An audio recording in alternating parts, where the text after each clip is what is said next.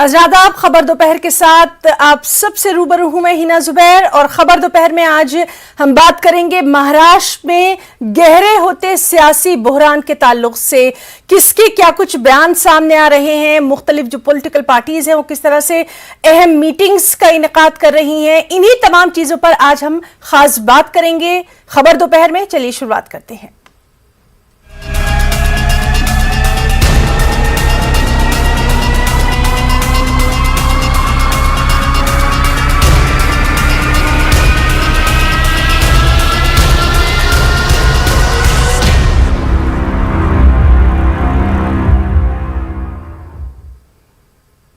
जी हां, हम खबरों की शुरुआत इस वक्त कर रहे हैं एक अहम ट्वीट के साथ। महाराष्ट्र का जो सियासी बहरान है वो गहराता नजर आ रहा है क्योंकि संजय राउत का ट्विटर बम सामने आया है। शिवसेना लीडर ने एक बड़ा इशारा दे दिया है महाराष्ट्र में सियासी पेशरफ्त का सफर विधानसभा की बर्खास्तगी की तरफ। तो बेहद अहम, जिस तरह से लगातार हम देखते रहे कि संजय राउत अपने खास अंदाज में जो है वो ट्विटर पर या तो शेर व शायरी करते नजर आते हैं या फिर अब एक लाइन का उन्होंने जिस तरह से ट्विटर बम अपना यहां पर पेश कर दिया है। शिवसेना लीडर ने एक बड़ा इशारा दे दिया है। आप उनका ट्वीट जो है वो देख सकते हैं। महाराष्ट्र में सियासी पेशरफ्त का सफर विधानसभा की बर्खास्तगी की तरफ। तो इसके क्या कुछ मायने निकाले जा सकते हैं ये भी समझा जा सकता है।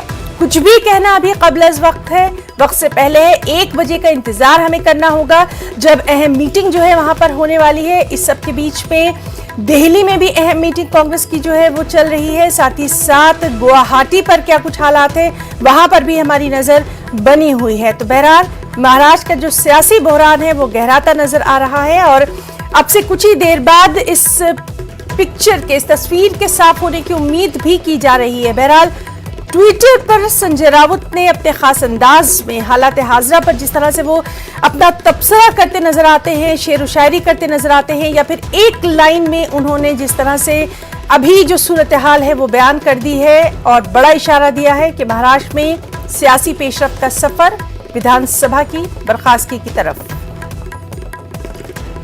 हम अपने नुमाइंदे से वहां पर बात करने की कोशिश कर रहे हैं, वो हमें बताएंगे कि किस तरह से जो अभी की वहां पर सूरत हाल है वो क्या कुछ हो सकती है।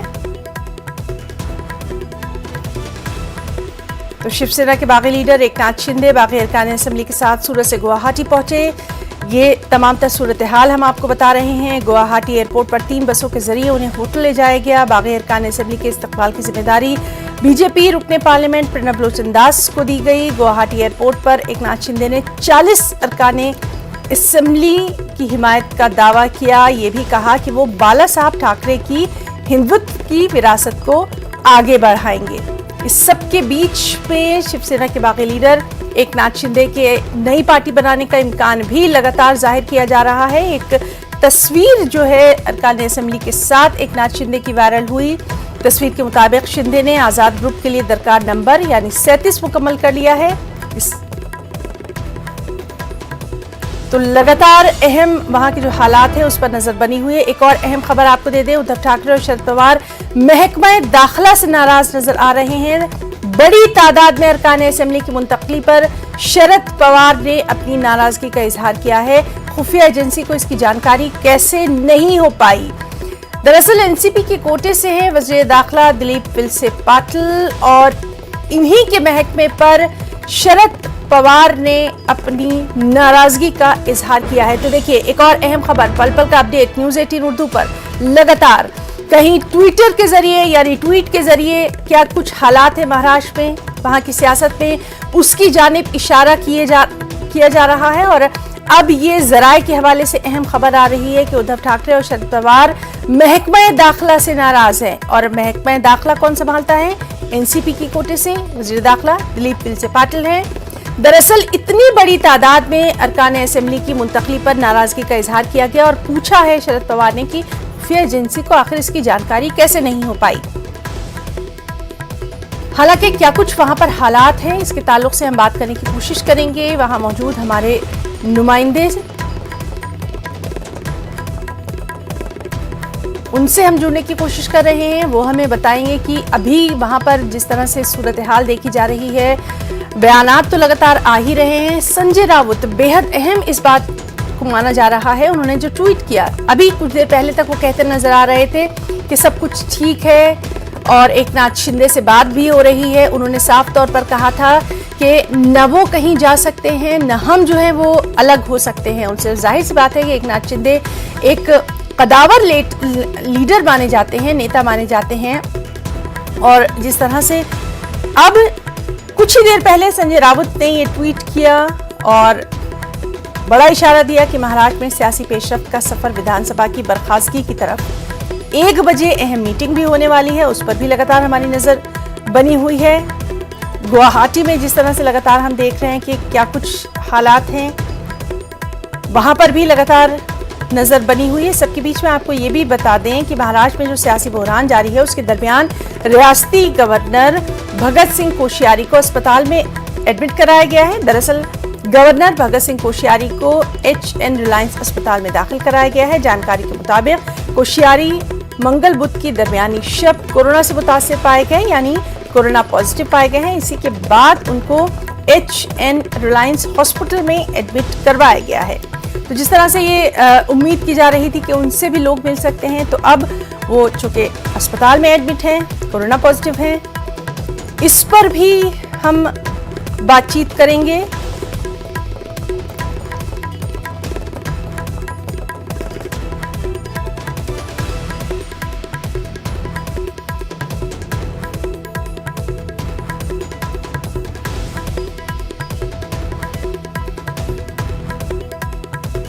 और नाज़रीन, इस वक्त हमारे साथ हमारे कुछ खास मेहमान जो हैं वो मौजूद हैं। अली दारूवाला जी हैं, बीजेपी स्पोक्स पर्सन हैं, साथ संजना गाड़ी जी शिवसेना स्पोक्स पर्सन हैं, उनसे भी हम बात करने की कोशिश करेंगे।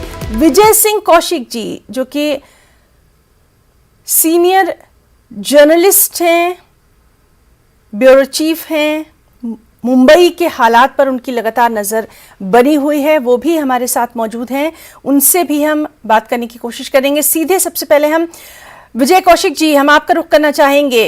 ट्वीट आता है, उसके बाद ये भी खबरें आ रही हैं कि कहीं ना कहीं शरद पवार नाराज बताए जा रहे हैं।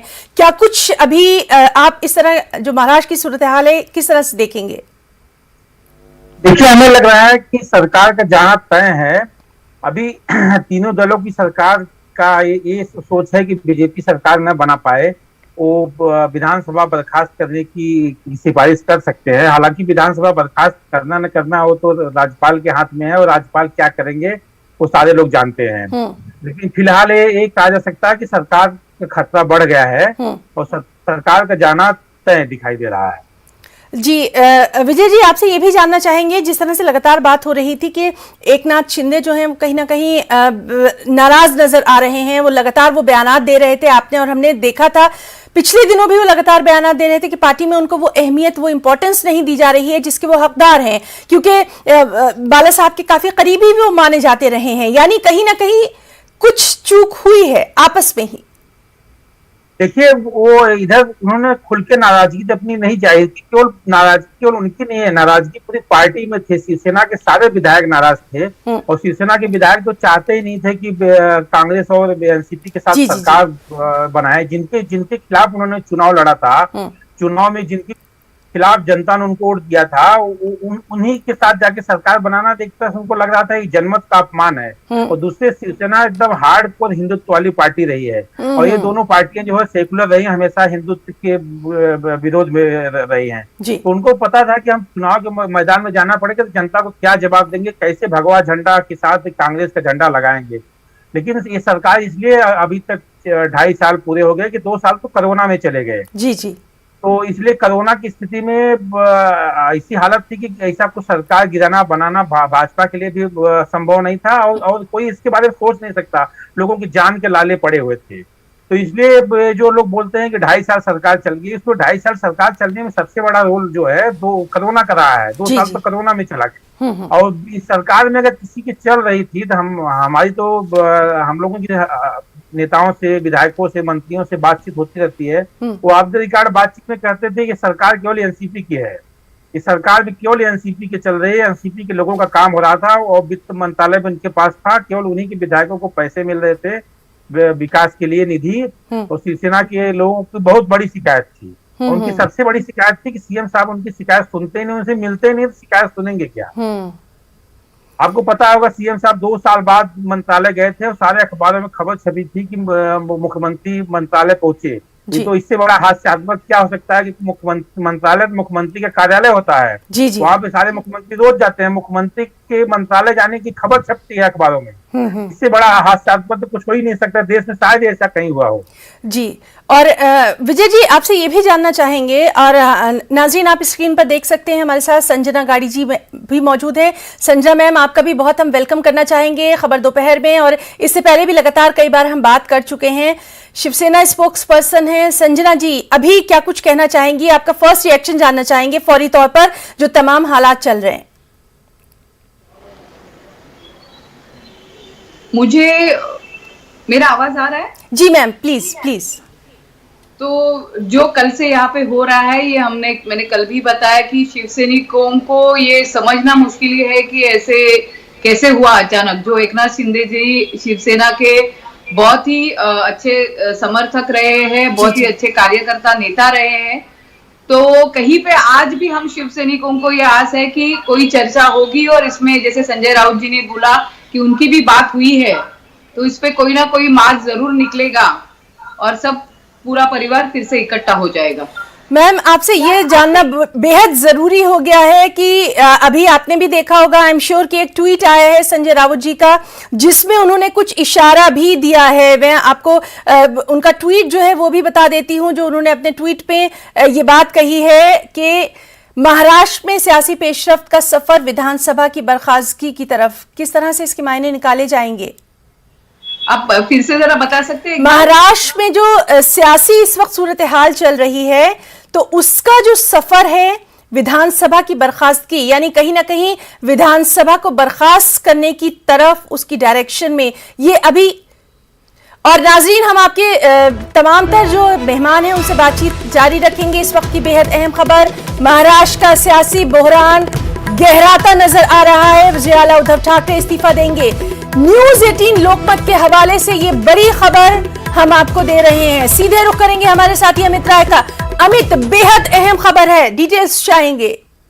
देखिए, जिस तरह से यहाँ पे सुबह संजय राउत ने कह दिया था सत्ता आती है जाती रहेगी, लेकिन पार्टी की प्रतिष्ठा से कोई समझौता नहीं। और अभी कुछ देर पहले उन्होंने जो है ट्वीट करके कहा कि विधानसभा भंग होने की दिशा में महाराष्ट्र आगे बढ़ रहा है। जिस तरह का घटनाक्रम चल रहा है, हम जो है लगातार आगे जो है इस दिशा में बढ़ रहे हैं। और वहीं दूसरी तरफ मैं आपको बताऊं कि यहाँ पर बैठकों का दौर भी शुरू हो गया है। शरद पवार बैठक ले रहे हैं, यहाँ कमलनाथ बैठक ले रहे हैं, उद्धव ठाकरे की बैठक चल रही है। और दूसरी बात यह है कि बीजेपी में अचानक जो है हलचल तेज हो गई है। देवेंद्र फडणवीस के बैठकों का दौर शुरू है। फडणवीस के घर पे कई सारे बीजेपी एमएलए पहुंचे, जय कुमार रावल है, गिरीश महाजन है, इंडिपेंडेंट एमएलए जो है गीता जैन है वो भी है, आशीष शेलार है वो भी पहुंचे हुए, राव साहब दानवे केंद्रीय मंत्री वो भी पहुंचे हुए हैं। तो लगातार बीजेपी में भी हलचल जो है वो बढ़ चुकी है। और जिस तरह से देर शाम 5 बजे उद्धव ठाकरे ने अपने निवास स्थान पर सभी विधायकों सांसदों की बैठक बुलाई, निश्चित तौर पर कह सकते हैं कि आज बहुत बड़ा दिन है। और जिस तरह से विधानसभा भंग होने की दिशा में हम आगे बढ़ रहे हैं, इस तरह का जो बयान सामने आ रहा है, निश्चित तौर पर कह सकते हैं कि आज का दिन जो है देर शाम होने तक जो है बहुत कुछ चीजें स्पष्ट हो जाएंगी। शरद पवार के ताल्लुक से जरूर आपसे उनका रिएक्शन जानना चाहेंगे अमित। देखिए, शरद पवार और उद्धव ठाकरे के बीच जो है फोन पे बातचीत हुई है यहाँ पर, और जो बातचीत हुई है और दोनों ने जो है मौजूदा परिस्थितियों पे चर्चा की। और शरद पवार और दूसरी उद्धव ठाकरे दोनों जो गृह मंत्रालय से नाराज है, क्योंकि गृह मंत्री का पद एनसीपी के पास है, दिलीप वत्स पाटिल उसके मंत्री है, कि आखिरकार इतनी संख्या विधायक जो है मुंबई के बाहर चले गए और आपके गृह विभाग खुफिया विभाग को जानकारी क्यों नहीं मिली। लेकिन शरद पवार कहना है कि ये आंतरिक मामला है यहाँ पर शिवसेना का, और कमलनाथ भी कह रहे हैं कि शिवसेना का आंतरिक मामला है, वो उसे सुलझा लेंगे। लेकिन जिस तरह से विधानसभा बर्खास्त करने की बात जो है हो रही है और उद्धव ठाकरे की इस्तीफा देने की बात सामने आ रही निकलकर, निश्चित तौर पर कह सकते हैं कि आने वाले समय में जो है बहुत कुछ घटनाक्रम में बदलाव देखने मिलेगा और बहुत बड़ी बड़ी खबरें जो है हमारे सामने निकलकर सामने आएंगी। बिल्कुल अमित, इस वक्त की बेहद अहम खबर आप दे रहे हैं कि सीएम उद्धव ठाकरे जो है वो इस्तीफा दे सकते हैं। आपसे ये भी जानना चाहेंगे, इसके बाद क्या कुछ नाम सामने आ सकता है, या फिर क्या कुछ सियासी जो संख्या बळ आहे काय आहे ते अजून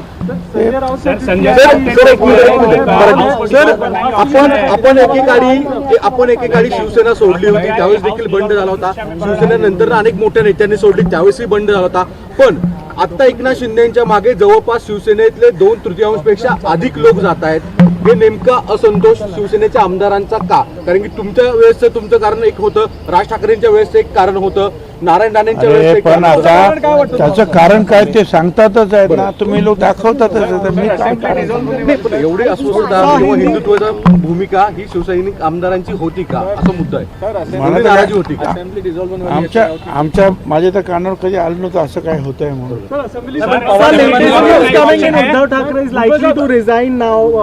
I have not heard so far. I don't know anything about it.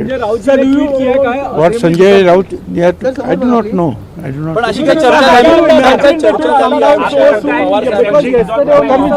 साहेबांना भेटतोय. आम्ही काय तर मला काय माहिती त्याच्या अंतर्गत. तो छगन भुजबल जिनका साफ तौर पर कह रहे हैं कि अभी कुछ भी कहना कबल अज़ वक्त होगा. हमारे साथ अमित राय लगातार मौजूद हैं. अमित, आपसे जानना चाहेंगे, हम जिस तरह से अब रिएक्शंस आ रहे हैं उनसे भी अपने नाज़रीन को रूबरू करवा रहे हैं.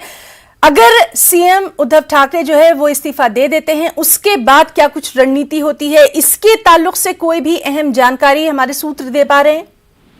देखिए, अभी जो है इससे ज्यादा जानकारी निकल कर सामने नहीं आ रही. 1 बजे की जो कैबिनेट बैठक है वो देखने लायक होगी, क्या फैसला जो है निकल कर सामने आता है. और शाम की जो बैठक उद्धव ठाकरे ने बुलाई अपने निवास स्थान पे सभी विधायकों और सांसदों की, उसके बाद जो है कुछ खबर निकल सामने आ सकती है. लेकिन हमारे पास जो सूत्रों के हवाले से खबर आ रही है कि शायद कुछ ही क्षण में जो है उद्धव ठाकरे इस्तीफा दे सकते हैं. लेकिन ये खबर अभी कंफर्म नहीं है, सूत्रों की जानकारी निकल सामने आ रही है. बिल्कुल.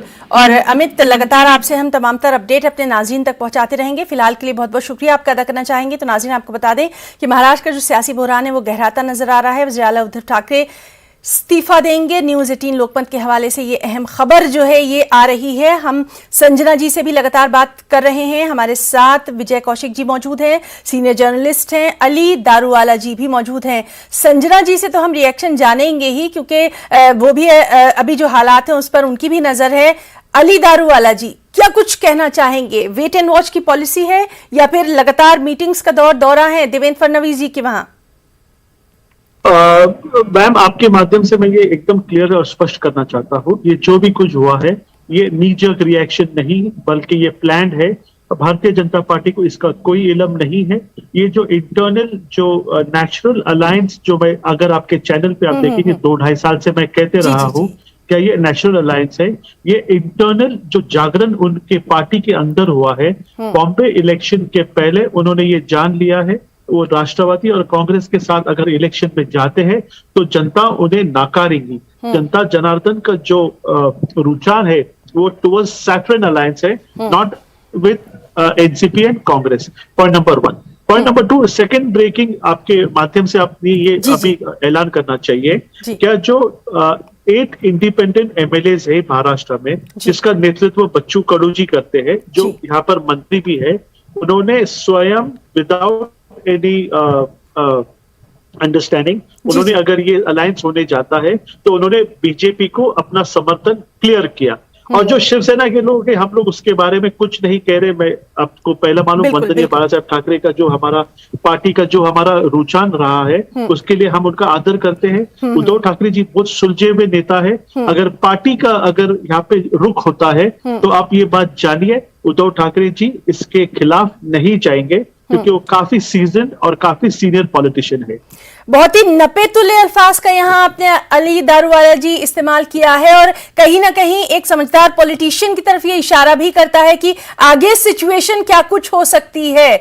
हमारे साथ संजना जी मौजूद हैं. संजना जी, लगातार जो खबरें आ रही हैं, आई एम श्योर कि आप भी देख रही होंगी, किस तरह से देखेंगी इनको? अगर सूरत हाल जो है उसके लिए बहरहाल 1 बजे की मीटिंग का सभी को इंतजार करना है. बराबर कह रहे हैं कि जैसे अभी कोई चीज के बारे में हम क्लियरिटी नहीं ले सकते, नहीं बता सकते, क्योंकि पूरी मीटिंग्स वर्षा पे हर पार्टी की, हमारे साथ जो अलायंस की पार्टियां हैं उनकी भी मीटिंग शुरू है. तो उसके ऊपर क्या सुझाव निकलता है, उसके ऊपर ये ठहरेगा कि आगे की रणनीति हमारी कैसी रहेगी. या फिर उद्धव साहब राजीनामा देंगे, या फिर कहीं पे संजय राउत जी और हमारे सीनियर लीडर उनकी एकनाथ शिंदे जी से और बाकी एमएलए से बात हो रही है, तो उनके वहां पे कोई और रुझान निकलता है क्या, तो वो उसके ऊपर भी ध्यान रहेगा। तो इस वक्त कोई चीज कहना ये ठीक है गलत मैम, हो बिल्कुल जाएगा। बिल्कुल आपकी बात समझ रहे हैं, लेकिन यहाँ पर ये भी बात जो है वो लगातार सियासी गलियारों में है कि नाराजगी एकनाथ शिंदे की इतनी बढ़ गई थी और उसको पार्टी के ही सीनियर लीडर जो हैं वो ऑब्जर्व भी नहीं कर पाए, महसूस नहीं कर पाए। आप कह रहे हैं तो मुझे यहाँ पे मैं कहना चाहूंगी कि जो भारतीय जनता पक्ष है, जिन्होंने महाविकास आघाड़ी आने के बाद हर बार जो कोशिश की है कि यहाँ पे महाविकास आघाड़ी की सरकार ना रहे या फिर वो गिर जाए, तो कहीं पे एकनाथ शिंदे जी जैसे हमारे अच्छे सीनियर लीडर, जिनका देवेंद्र फडणवीस जी के साथ अच्छा रैपो रहा है जब वो सीएम थे तभी, तो कहीं पे उनका एक साथ आना हुआ होगा और उसके बाद सब आमदारों को इकट्ठा करना। और मेरे को तो ये मालूम नहीं पड़ रहा है कि अगर महाराष्ट्र में हमारे लोगों में कुछ नाराजगी थी तो यहाँ पे हम लोग इकट्ठा गुट बना के बोल सकते थे, लेकिन उसके लिए गुजरात में जाना, गुजरात का पुलिस का इस तरह से सूरत में प्रोटेक्शन देना, तो ये चीज के पीछे कौन है और ये कहां से हो रहा है, ये पूरी तरह से मालूम पड़ रहा है। इसमें एकनाथ शिंदे जी के अकेले की इतनी ताकत नहीं है, ये मैं कह सकती हूँ, क्योंकि कुछ लोग हैं जो उनके साथ है जुटे हुए, कुछ अपक्ष है, लेकिन ईडी के नोटिस या फिर केंद्रीय जो तपास यंत्रणा है उनका दबाव आप देख रहे हैं। इसमें अभी यामिनी जाधव जी रहे, प्रताप सरनाईक जी रहे, तो ये जो हो रहा है ये कहीं पे उसका भी कारण है कि साम दाम दंड भेद यूज करके बीजेपी ने कहीं पे ये चीज की हुई है क्या, ये भी सोचने की बात है। यानी कहीं ना कहीं जो लगातार शिवसेना की तरफ से ये कहा जाता रहा है, अली दारूवाला जी की तरफ भी हम आएंगे क्योंकि उनकी मुस्कुराहट बहुत कुछ बयान कर रही है। शिवसेना की तरफ से ये कहा जाता है कि सरकारी मशीनरी का इस्तेमाल किया जा रहा है, दबाव डाला जाता रहा है हुकूमत के लिए। हम जरूर अली जी से इसका रिएक्शन जानना चाहेंगे, लेकिन हमारे साथ विजय कौशिक जी भी मौजूद हैं। विजय जी, लगातार पल पल के हालात पर आपकी भी यकीनन नजर बनी हुई है। अब जिस तरह से तमाम तर चीजें सामने आ रही हैं, कहीं ना कहीं ये कहा जा रहा है कि पार्टी की अंदरूनी तो ये बात है ही, पार्टी ऑब्जर्व नहीं कर पाई, पार्टी इस बात को महसूस नहीं कर पाई, शिवसेना की बात कर रहे हैं, लेकिन कहीं ना कहीं बीजेपी भी जो है अपनी एक रणनीति तैयार करती रही थी। क्या कुछ पॉलिटिकल एनालिस्ट के तौर पर आप देखेंगे इसको? देखिए, बीजेपी रणनीति तैयार करेगी, ये बीजेपी पहले दिन से रणनीति तैयार कर रही है, क्योंकि 2019 के चुनाव हुए थे, महाराष्ट्र की जनता ने भाजपा शिवसेना गठबंधन को पूर्ण बहुमत दिया था। बाद में ये बात तो माननी पड़ेगी, आपको माननी पड़ेगी कि यहाँ पे जो सरकार बनी अनैतिक सरकार बनी। चुनाव में जिस कांग्रेस और एनसीपी के विधायकों के खिलाफ शिवसेना चुन के आई भाजपा की समर्थन से, उनके साथ ही सरकार जाके बनाए। ये तो जनता के साथ सीधे सीधे धोखा था। तो बीजेपी तो उस दिन से चिड़ी हुई थी, उस दिन से वो रणनीति बना रही है। जहां तक एजेंसियों के इस्तेमाल का मामला है तो मैं इससे इनकार नहीं करता कि जिस तरह यामिनी जाधव और वो प्रताप सरनाईक इनके साथ दिखाई दे रहे हैं, तो लग रहा है कि कुछ न कुछ उसका इस्तेमाल हुआ है। लेकिन एजेंसियों का इस्तेमाल तो सारी सरकारें करती हैं। शिवसेना के पास बीएमसी जैसी एक छोटी सी इकाई है मुंबई महानगर पालिका, उसका इस्तेमाल करती रहती है, सबका घर तोड़ती रहती है। वो मुंबई में ऐसा तो कोई फ्लैट ही घर ही नहीं मिलेगा जहाँ पे थोड़ा बहुत इधर उधर वहां पे जोड़ घटाना नहीं हुआ हो। तो ऐसे तो सारे मुंबई के फ्लैट तोड़ने पड़ेंगे अगर इस तरह जांच पड़ताल हुई। तो उन्होंने वो ईडी का इस्तेमाल कर रहे हैं, बीएमसी का इस्तेमाल कर रहे हैं, जिसके पास जो है वो एजेंसियों का इस्तेमाल कर रही हैं। ठीक है, अली दारूवाला जी, आप इससे पहले जो थे रिएक्शन देना चाह रहे थे, अब हम आपसे जानना चाहेंगे। लगातार कहा जा रहा है कि सरकारी एजेंसियां, सरकारी मशीनरी का गलत इस्तेमाल किया जा रहा है, दबाव डाला जा रहा है, और इसीलिए इतने बड़े नंबर्स में नजर आ रहे हैं वहां पर जो तमाम तर पहुंचे हुए हैं गुवाहाटी में एकनाथ शिंदे के साथ लोग। मैम, आपके माध्यम से मैं ये क्लियर करना चाहता हूँ, ऐसा कहना बिल्कुल गलत रहेगा। क्या यहाँ पे कोई एजेंसीज का इस्तेमाल किया गया? मैडम, आपने एक बात जानना चाहिए, अगर 2 + 2 = 4, वो 5 नहीं हो सकता।